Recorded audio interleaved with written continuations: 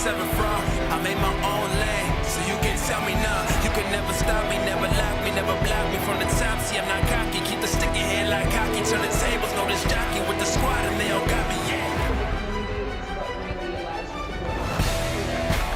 Welcome to Big East Shootaround from Madison Square Garden, sponsored by Invesco QQQ, proud sponsor of the Big East Digital Network. From the world's most famous arena, the Mecca, New York City will be on fire tonight as the Dave Gavit tip-off games commence. It's Big East and Big Ten from the Garden as St. John's opens the Gavit Games, taking on the Michigan Wolverines. Good evening, everybody. John Fanta here with you. We've got a loaded show for you coming up over the next half hour. We'll visit with Andy Katz, NCAA.com correspondent, to do a deep dive on the Gavit Games, an 8-game slate for this 8th edition of the Gavit Games. Plus, inside Sean Miller and Xavier. What are the Musketeers doing to try to reload? They lost a lot of pieces from a Sweet 16 team last year, their first in 6 years, but Miller has confidence in his youth. We'll get to that in a little bit. But we begin tonight with our headlines. St. John's, is the Red Storm back? We're going to find out the answer to that question here, at least for starters, this evening. To what degree are they back? Because you know that Rick Pitino is going to be able to win. It's just a matter of when that's going to happen. The 71-year-old has been working towards this moment since taking the St. John's job last March after Iona was eliminated from the NCAA tournament by eventual national champion UConn. Pitino overhauled the roster. He has 14 new players. And talking with him, he's never been more passionate than he is right now to right the storm, to right the Red Storm of St. John's. They have an interesting test tonight. Doug McDaniel of Michigan off to a strong start to his season. And Olivier Camois, the Tennessee transfer, has been very good through 2 games, both in the scoring column and rebounding. But for tonight, it presents an evening of opportunity in a place where the stars have shined, Madison Square Garden. Who will shine tonight in an early season battle? We head to headline number 2, and to do that, we go out to West Lafayette, where Xavier is at number 3, Purdue tonight. The Musketeers with a big test to take on the Boilermakers, who have gotten off to a very nice start to their season. And when you're talking about Purdue, you're talking about the National Player of the Year from last season in Zach Edey. Now, this Xavier team, they're piecing it together right now. This is a team that has been missing Lazar Djokovic, their star freshman. So they've got Gitas Nemeksha, who's going to try to play a role in guarding Edey. Abu Usman, the North Texas transfer, will have a role. But for me, that game comes down to what happens in the backcourt.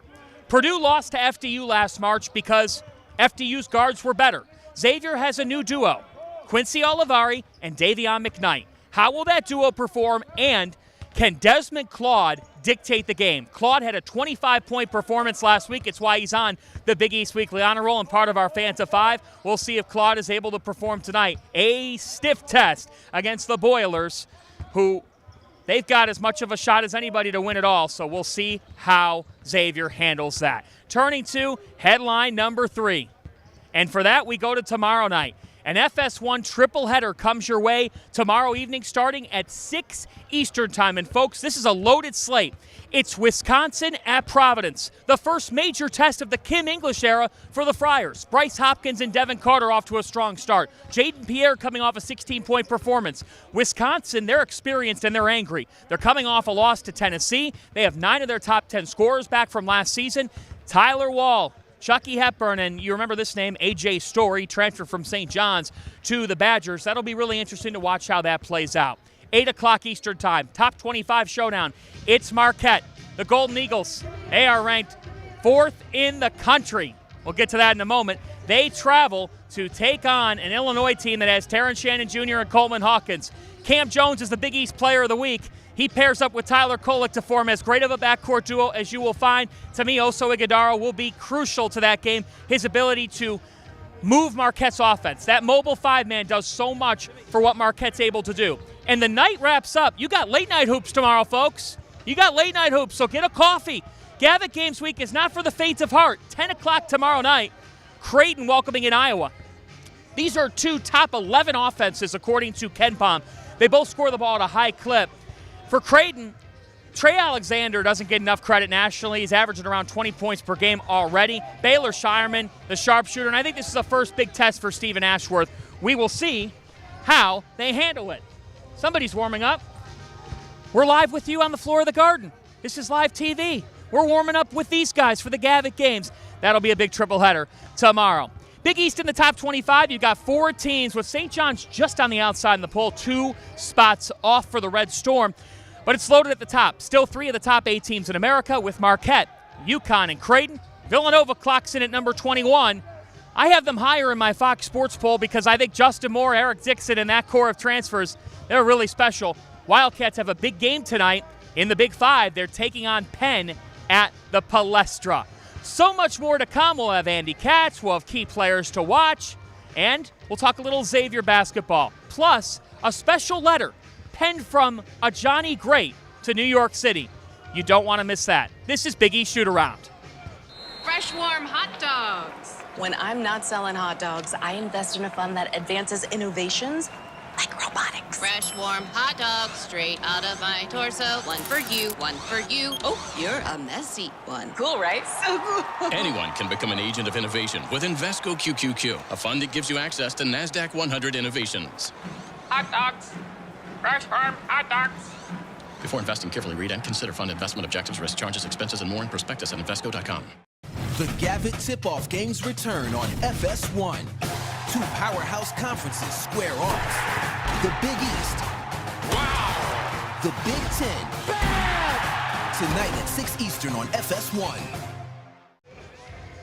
Welcome back to Madison Square Garden, everybody, the world's most famous arena for the Gavit Games tip-off show. It's St. John's and Michigan coming your way. FS1 coverage begins at 6 Eastern time, so the guys in Los Angeles will set the table for Gus Johnson and Bill Raftery, who will have the call here from the Garden at 6:30 on FS1. It's part of a Gavit Games doubleheader.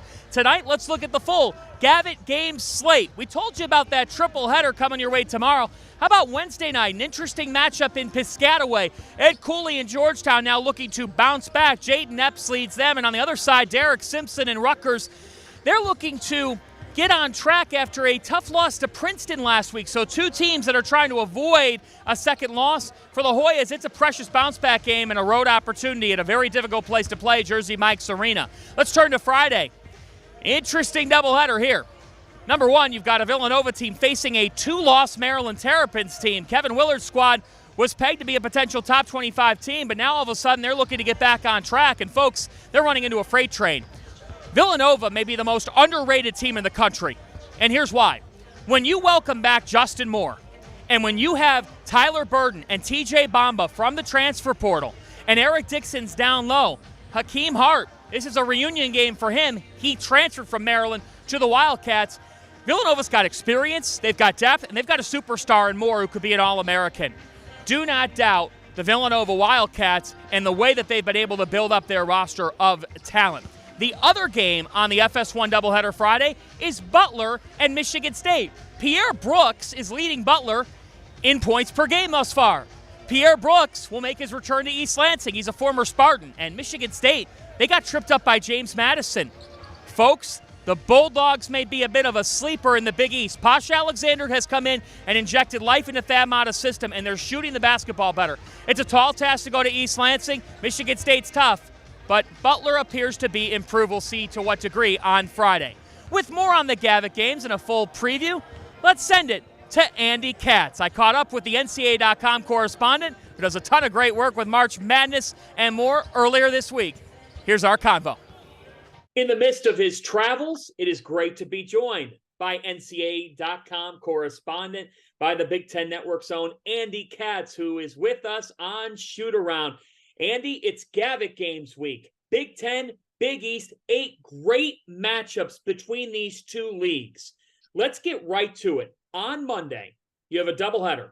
St. John's and Michigan, followed by Xavier and number 3 Purdue. What a tone setter to the week. I zone in on that game at the Garden. Doug McDaniel and the Wolverines, they look good early. Rick Pitino's first big test, and it comes inside the Mecca. What do you make of it? I think it's a great test for both teams, actually. Get a barometer on where they are. Neither one played, a Power 5, Power 6 school, excuse me. Although with the Pac-12 gone in the air, we can just say Power 5 and just slide the Big East in there instead of making it a 6 after this year. No, look, I think we're going to learn a lot about each one of those schools, because how does St. John's, handle what really is turning out to be more of an experienced Michigan team with transfers, but also how do they handle the moment of what I would anticipate will be a great crowd at MSG, not get overexcited, and not get sort of swallowed up by the moment. Michigan, on the other hand, home games, how will they handle first really big time true road test, which I would call it. If they get that win, to me, that's a road win, even though it's technically, a tournament. That's a St. John's home game. So yeah, McDaniel, he's sort of taken the baton as the next guy, and I think it's going to be a great matchup. And Soriano for St. John's, had a great first game. Now, can he be consistent and being sort of a big time go-to guy for Rick Pitino? But Phil Martelli's no stranger to these kind of matchups. So this will be interesting. Martelli and as the interim coach against Pitino. But yeah, I'm really looking forward to that one. There is a ranked versus ranked game in the Gavit Games, and it comes your way Tuesday. It's the lone ranked versus ranked matchup as things currently stand. It is Marquette and Illinois in Champaign. What an early road test for Shaka Smart's team against Terrence Shannon, against Coleman Hawkins, and the Illini. What are your thoughts on that showdown?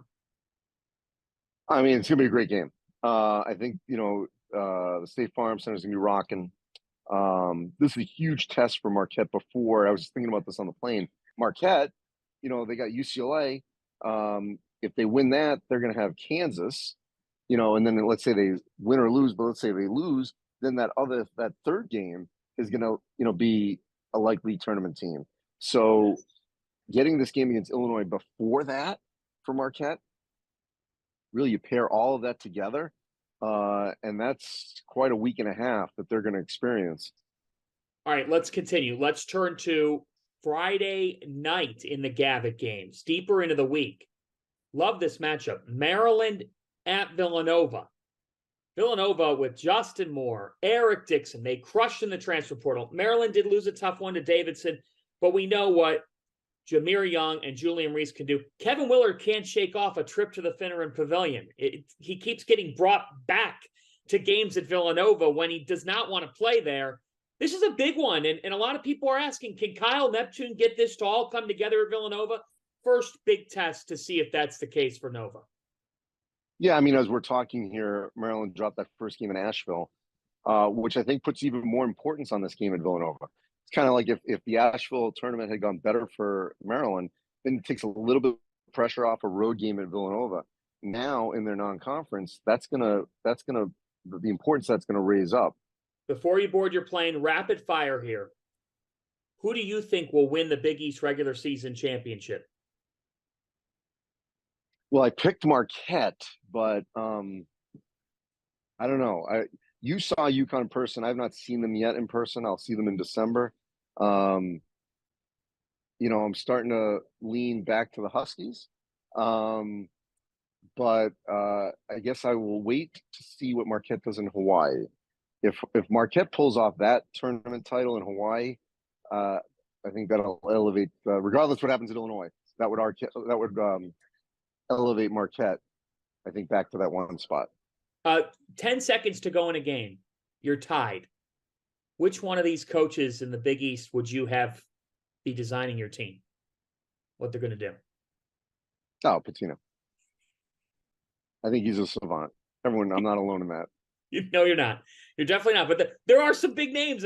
You can't ignore Sean Miller and Shaka Smart and Greg McDermott, and Ed Cooley. We haven't even talked about Ed Cooley, but the fact is, and Dan Hurley, you have the coach of the reigning national champions, but it's not even a contest because just Pitino's career. Finally, it is Gavit Games week. Dave Gavit comes to mind this week a lot. And obviously his son Dan, who you know well, the Gavit namesake. What's that mean to college basketball in general? I mean, it's on the Mount Rushmore for me. You know, people forget what he did for USA basketball, let alone creating the Big East. You know, look, he was demanding, but I've never heard anyone say a negative word about him. Giving, I mean, I only knew him briefly at that time later in his life, but I mean, there was he had presence, immense respect for him and that presence. And I just love his family. I mean, I just, you know, absolutely love his family. Andy Katz, follow him on Twitter at the Andy Katz, ANDYKATZ. Check him out at March Madness MVB, NCAA.com. He's on Big Ten Network. It's a big week. It's Gavit Games week. It's going to be fun because these games provide an early measuring stick. Andy, safe flight, and thanks for joining us.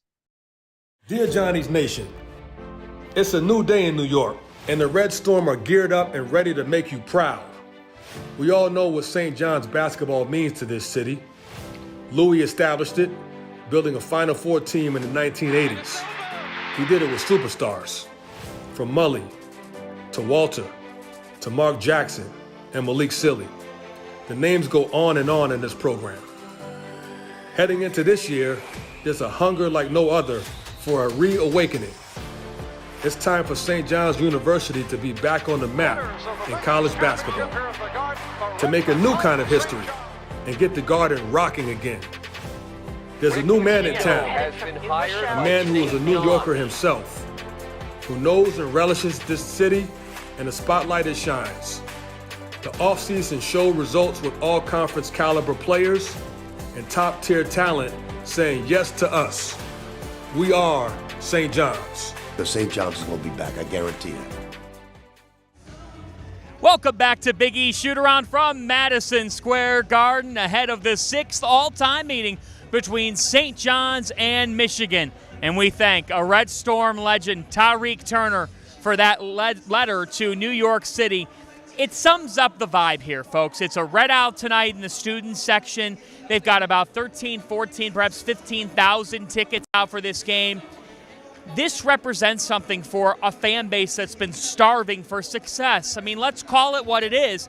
St. John's has made just 3 of the last 21 NCAA tournaments. The Johnnies have not won a tournament game since 2000. So, the time is now for this program to come out of the darkness and into New York's spotlight. St. John's will play their 752nd all-time game inside Madison Square Garden here tonight, in a series that has only had 5 meetings previously. St. John's is 4-1 all-time against Michigan. The first meeting came back in 1965. The Johnnies historians, the fans out there will remember this name, Sonny Dove. He led the Red Storm in Joe Lapchick's final season, Coach Lapchick the best, to a win over the Wolverines in 65. Tonight, meeting number 6. It's also the earliest that St. John's has played a game at Madison Square Garden since 2003, when they opened up the season with a win over Marquette, who was not in the Big East at the time. But a couple of fun facts to paint the picture. The point, the Patino effect is real. And St. John's is at the Garden tonight because of the Hall of Famer taking over this program. It's the first of 8 appearances for the Johnnies inside this building this year. That's the most for the program in close to a decade. Let's get to impact players now. Let's begin with Joel Soriano. Folks, this man is just that, a man. After recording 25 double-doubles last season, Soriano picked up right where he left off in the St. John's opener. 22 points, 11 rebounds. 16 of them came in the second half. He was fantastic. He's down to 8% body fat. He's gotten his body right. He's performing at an extremely high level, and he's running the floor like a deer. Soriano is something special, which turns us to our next impact player. How about we talk about Danish Jenkins, folks, coming off a really nice season opener performance for the Red Storm. He had 18 points, he had 7 assists, he even had 6 rebounds. This kid is a leader. He followed Rick Pitino from Iona, and he is ready to steer the ship for St. John's basketball. Now, he's got a test tonight. Doug McDaniel is ready to pose it. McDaniel is really something special. I think he's one of the best sophomores in the country, and when you combine him with Namari Burnett, who transferred in from Alabama, it will not be easy tonight for Jenkins. He will need the help of Jordan Dingle in the backcourt. St. John's got Dingle for moments like this. He averaged 23 points per game last year. I like that combination. Another impact player, Chris Ledlam. Look out, folks. This kid is ready to spring on the scene in the Big East. He had 16 points and 13 rebounds in the Red Storm season opener win over Stony Brook. He was fantastic in that game. On the other side is Olivier Camwa for Michigan. Last season, Camwa led Tennessee with 25 points to a win over Duke to knock out Duke and push the Volunteers to the second weekend of the NCAA tournament for Rick Barnes. That was a huge moment. So the point, the matchup of the four is big. Quintero, Reed, Tate, Mariano, and then I'm looking at the backcourt. I'm really intrigued to see tonight at who's able to manage the game in the late goings and how that all works this evening. Those are your key players to watch. Let's now turn to the Xavier Musketeers. Sean Miller in year 2 in his second stint with the Musketeers, leading this program. They got a new look backcourt, Quincy Olivari. They got Davion McKnight, and on the interior, they're going to be counting on some new faces with Zach Fremantle and Jerome Hunter out for the year. That's unfortunate for Xavier, particularly against Zach Edey tonight. But what can the Musketeers do to combat him? What's their vision for this season? If there's anybody who has a vision and could get his teams ready for March, over the course of his career, Sean Miller's won 75% of the games he's coached in. And we caught up with him in the preseason as he laid out a vision for Xavier basketball. Here's that feature. Yeah, I've been here now probably a year and a half, and it's gone by so fast. With any coaching change, when a new coach comes in, I think organization is at the top of your list. Just this is our way of doing things, new staff, in some ways new terminology, but we had a great group to work with. It was a group that was older and experienced.